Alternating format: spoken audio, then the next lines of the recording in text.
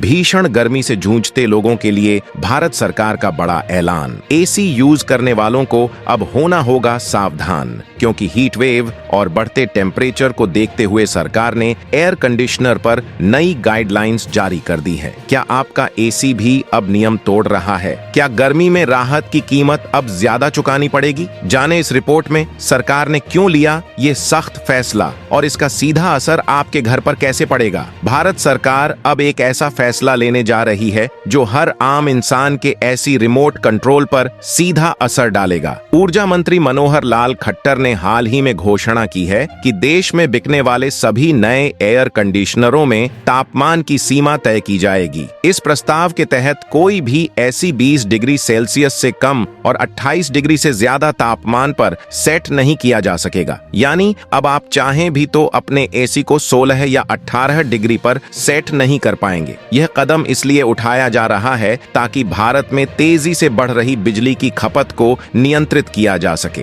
Heat waves और अत्यधिक गर्मी के कारण देश के पावर ग्रिड पर भारी दबाव रहता है, जिससे बिजली की कटौती और अन्य समस्याएं सामने आती हैं। सरकार का मानना है कि अगर एसी के तापमान को एक निश्चित सीमा में रखा जाए तो इससे ऊर्जा की खपत में लगभग 24% तक की बचत हो सकती है। अब सवाल उठता है कि भारत जैसी गर्म और उमस भरी जलवायु में 20 डिग्री का एसी तापमान क्या वाकई में कूलिंग के लिए काफी होगा? क्या आम आदमी को अब गर्मी में ही पसीने पसीने होकर रहना पड़ेगा? और क्या ये फैसला लोगों की सुविधा की कीमत पर लिया जा रहा है? सरकार का यह कदम ऊर्जा बचत और पर्यावरण संरक्षण की दिशा में बड़ा बदलाव हो सकता है, लेकिन यह भी जरूरी है कि लोगों की जरूरतों और जलवायु की सच्चाई को ध्यान में रखकर ही इसे लागू किया जाए। ऊर्जा विशेषज्ञ पंकज अग्रवाल के अनुसार अगर एयर कंडीशनर का न्यूनतम तापमान 20 डिग्री सेल्सियस तक सीमित कर दिया जाए तो भारत जैसे गर्म जलवायु वाले देश में भीषण गर्मी के मौसम में लगभग 3 गीगावाट तक ऊर्जा की बचत हो सकती है।